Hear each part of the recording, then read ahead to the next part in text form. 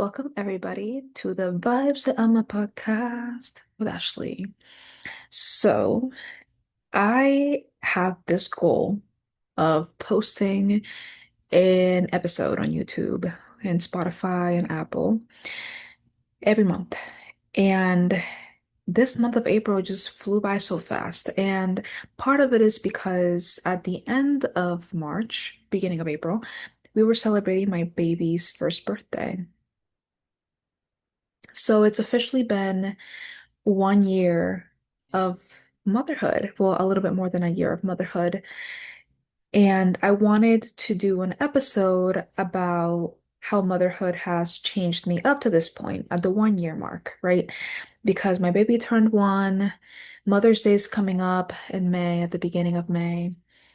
And I did celebrate Mother's Day, my very first Mother's Day last year, right after giving birth, right after giving birth. But now it's a little bit different because now I'm more in my body, I'm more grounded into this experience of being a mom. I am not fresh out of recovery or still recovering. As if some of you all have heard some of the episodes where I talked about what happened during my birth. It's interesting because like I can hear back at myself in those episodes, and I know that I'm still logically trying to like make sense of what happened during the birth. But at that moment when I was recording those episodes about what happened, it didn't settle into my body. Um, but regardless, the story didn't change. And I wanted to talk about motherhood and how that changed me so far. So I have become more settled into my body. And by that, I mean, well, first of all, not everyone's going to have the same experience. And I also think that there are some common threads that everybody that is initiated into motherhood could agree upon. Everybody's on their own journey, of course. Um, but everybody that's a mother was able to create a human being in their womb and birth it, whether it was through a C-section, through a vaginal birth, whether it was assisted or not, whether it was medicated or not. It came out of our bodies, and consciously or subconsciously, we feel that pain, whether we have medication or not. Consciously or subconsciously, we felt everything that happened, whether we're medicated or not, whether it's C-section or vaginal birth. So, that's another conversation too about the argument of like what is a natural birth. I feel like it's natural as long as it's the human being is being formed within a womb of a human person. I think that's natural. Once we start going into like creating babies in labs, which I think, let me not get into that. I think that is when we start separating it. But a vaginal birth and a C-section, in my opinion, both of those are natural ways of giving birth. And if you do look into the history of C-sections, they were a thing before hospital institutions were placed all over the nation and all over the world. Women used to utilize, midwives used to utilize machete knives or just knives in general to open up an incision where the uterus would be. And they would utilize banana liquor to disinfect the area and be able to get the baby out. And they were successful in also suturing the area, making sure that the mom would be alive. So, like, it's natural. It's a natural method that was created before, but that's a different conversation. I'm gonna keep talking about it. I just think that it's not necessary for us to have to go into this me versus you scenario when we when both people went through creating a human being, birthing a human being, and now raising a human being for the most part, right? So I just don't think that anybody should feel like their experience is better than another person's experience by saying that the only natural birth is the vaginal birth. And I'm not saying this to argue with people. I'm not saying this for people to, change my mind. I really am not. This is my platform. I'm sharing what I think, and I choose to try to live my life, especially now, in a way where we give grace to everybody and everybody's choice, everybody's walk of life. And I think it would be very higher than thou attitude to feel like a vaginal birth is a natural way and a better way than a C-section. Both of them are necessary. Because sometimes, a lot of times, C-sections used to save lives, right? Like there is that aspect of having a C-section or cesarean birth. But I keep looking up the screen because I have like this beautiful Aphrodite background music playing. But regardless, I'm talking about how motherhood changed me. And there's a lot of different types of moms out there, right? There's moms that adopt, moms that have surrogate babies, moms that give birth, and all of them experience what it is to be a full-on mom in some capacity. And what I'm going to be navigating is just my own experience, so my own lens into this new realm, into this new world.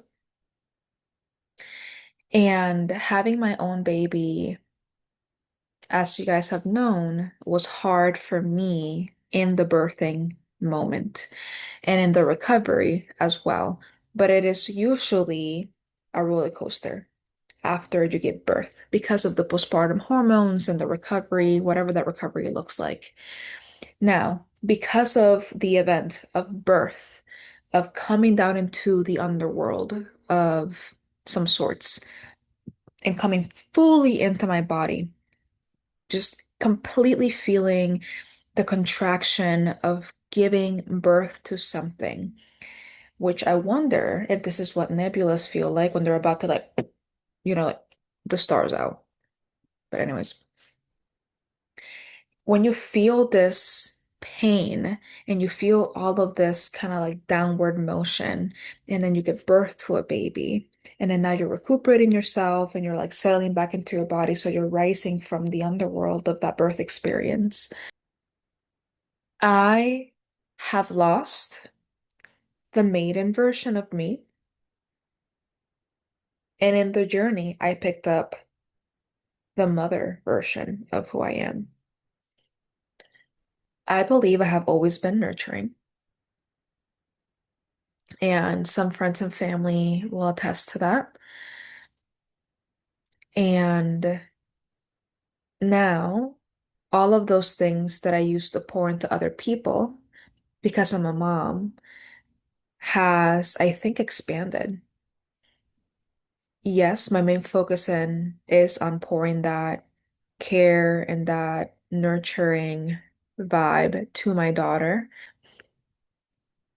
but it also has made me feel like there has to be way more room for grace in a lot of people's lives, in other people's lives, and friends' lives, and families' lives. And as long as everybody is showing up with respect, everybody is showing up with accountability of some sort, and everybody is showing up with wanting to grow and improve and better our relationship, then it's totally worth continuing to pour care and love. But the moment that that is severed, I have less of a capacity to keep up with the BS. And that is something that shifted because of the fact that my baby is taking up so much space in my life. I'm with her all the time, and I never thought I would feel this way, but I feel so blessed and so honored to be able to sit with my baby and take care of her. Um, and at first, I didn't necessarily feel this way. I wanted my old life back. I was grieving who I used to be, grieving the goals that I had for myself. But now, after a whole year of being home, I personally can't imagine having the job that I used to have and coming home to my baby and taking care of her the way that I do now. And it's just we all have different stories. Again, we all have different stories, different capacities. I didn't think that I could be a stay-at-home mom before I had this baby. And right now I'm loving this life and I'm very grateful for it. And the reason why I didn't think that I could is because I felt like I would go crazy and I would go insane. I would get super bored. And I don't get bored. Definitely not.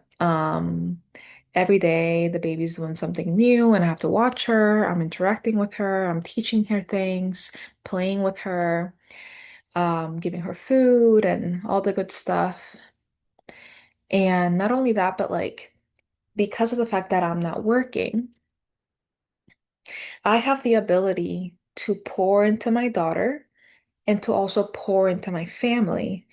And I know myself, and if I was working, I feel like I would end up not being able to pour into my family the way that I can pour into my family now. Like, I think that that would have been the area of my life that would have been slacking. But because I'm not focusing on work and I'm focusing on all of this other stuff, I can. And it's not necessarily that I wouldn't go back to work. I would be totally willing to go back to work, um, or do whatever to make money, right? As long as it fits this lifestyle that I'm now living because I love it so much. And I'm very grateful that I can live here and do all this. Something that changed as well is the fact that I am more secure in myself.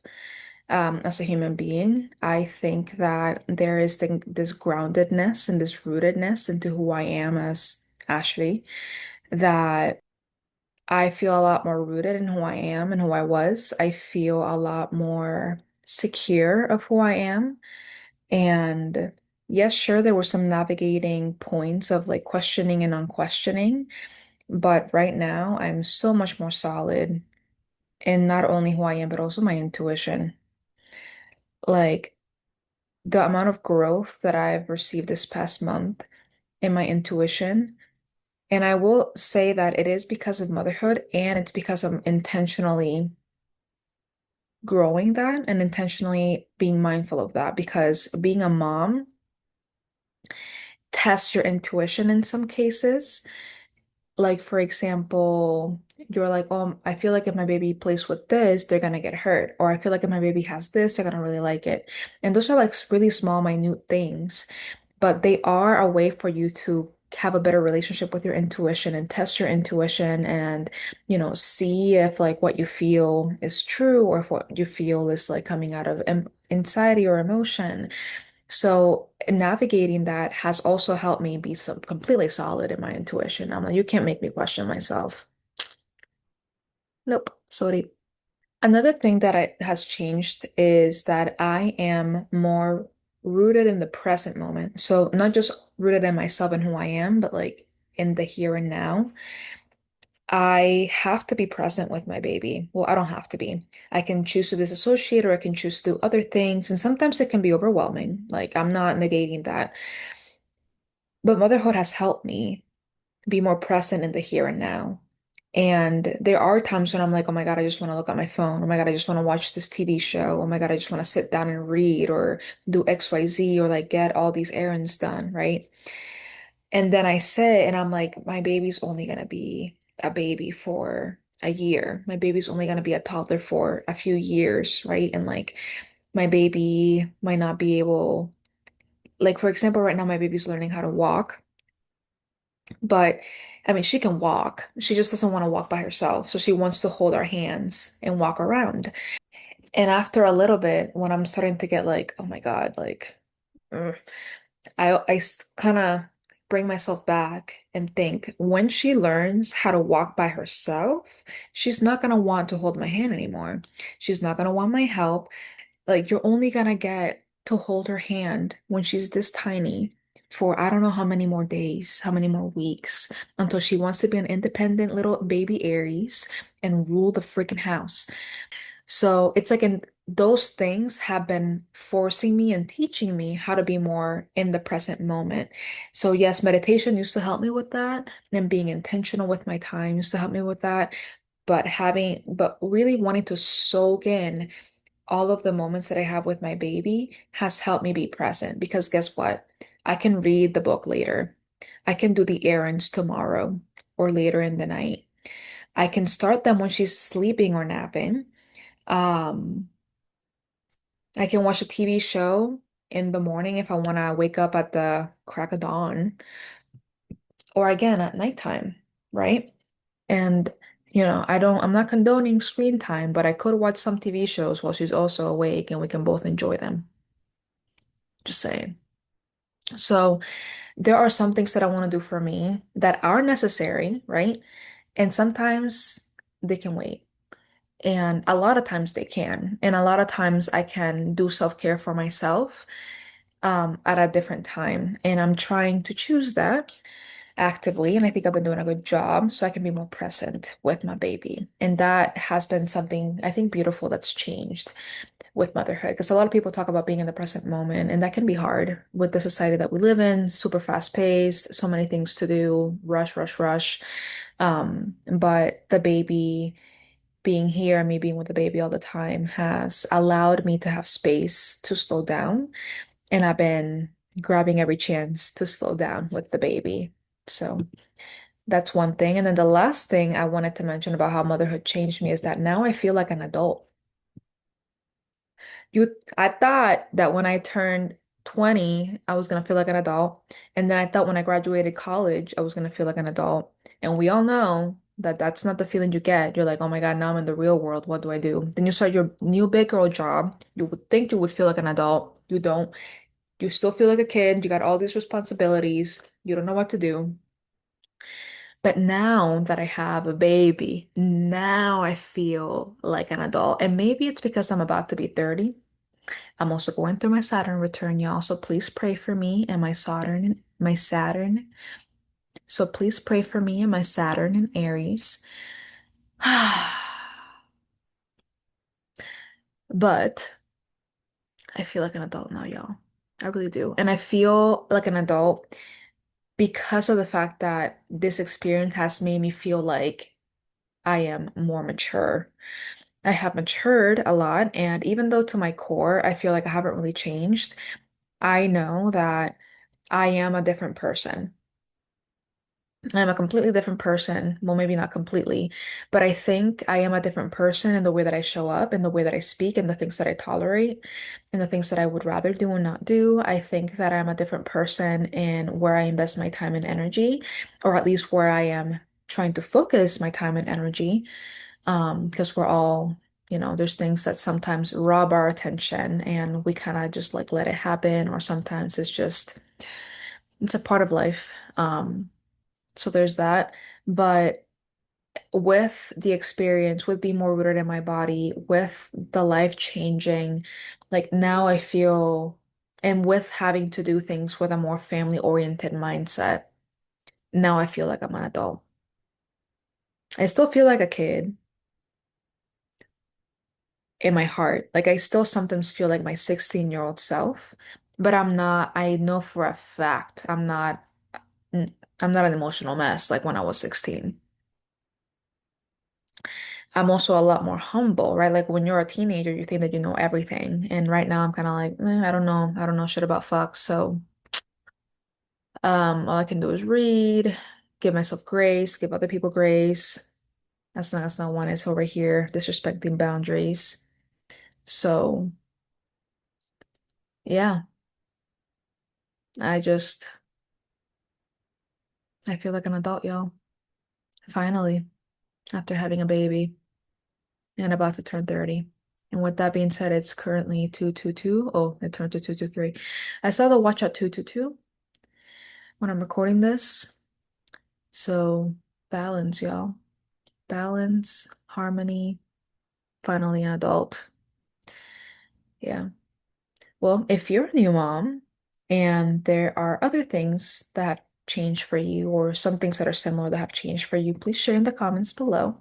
I would love to hear your thoughts and to see how you've navigated these changes and what's helped you make it more easeful to become this mother self that you are now, because the maiden self has partly been put away. So, yes, thank you for listening to this episode of the Vibes Del Alma podcast. I appreciate you all. I appreciate the love. I appreciate the support. And until next, oh, I didn't talk about what I did that was creative this month because I did nothing. I just wrote in a diary, in my diary. So I guess that could count as something, but I didn't really do anything else. So hopefully next month. Oh, wait, I did do things that were cute. I put balloons together with my sister and my mom. I made the room look like a Toys R Us a Toys Story situationship for my baby. So you know what? I did do something creative. My baby's birthday was the creative thing that I did from the last episode to this one. So there's that. And with that being said, I will leave this episode and hopefully have something else that's creative for the next episode of this with Vibes Del Alma. Until then.